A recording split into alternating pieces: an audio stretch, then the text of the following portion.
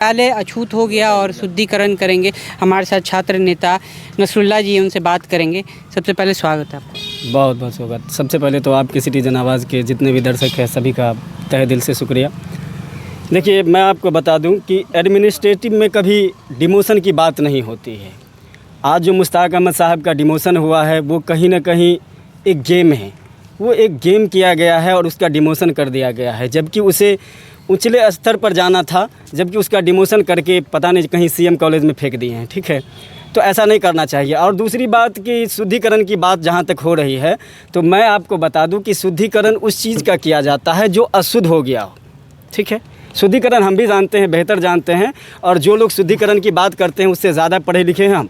शुद्धिकरण कैसे किया जाता है, कभी बैठे हम हमसे और हमसे बात करें तो शुद्धिकरण मंत्र भी आपको पढ़ के सुनाएंगे हम आपको। ठीक है, तो शुद्धिकरण उस चीज़ का किया जाता है जो छुआछूत हो गया हो। ये सांप्रदायिक भावना है, सांप्रदायिकता को भड़काने की बात है।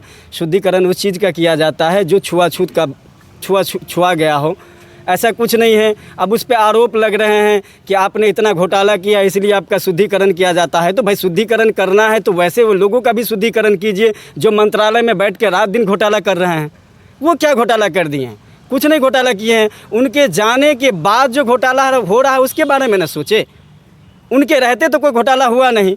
उनके बाद पहले भी रिजल्ट को लेकर समस्या उनके पहले भी था, रिजल्ट को लेकर समस्या उनके साथ भी था, रिजल्ट को लेकर समस्या उनके बाद भी है। शुद्धिकरण करने से रिजल्ट की समस्या सुधार हो नहीं सकता है।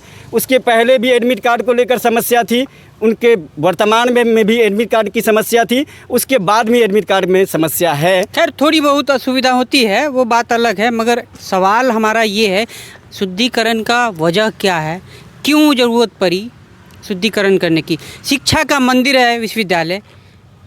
देखिए, ये कहीं ना कहीं हिंदू मुस्लिम जैसा भावना है जो पॉलिटिकल पार्टी कर रही है, वैसा नहीं करना चाहिए।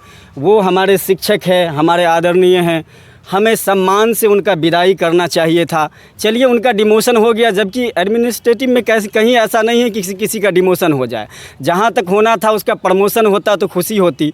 डिमोशन कर दिया, अब चलिए कोई बात नहीं, लेकिन छात्रों को चाहिए था कि उनका जो विदाई कर रहे हैं तो उसे प्यार से विदाई दे और फूलों से स्वागत करके उसका विदाई दे। और ये कहाँ से बात आ गई शुद्धिकरण का? ये कौन सी बात हो गई? जब आप उसके रहते यहाँ पर शिक्षा का लाभ उठाते थे उस समय आप छुआते नहीं थे। जब उसके रहते यहाँ पर आप राजनीति करते थे उसी पार्टी को लेकर, तो क्या आप छुआते नहीं थे?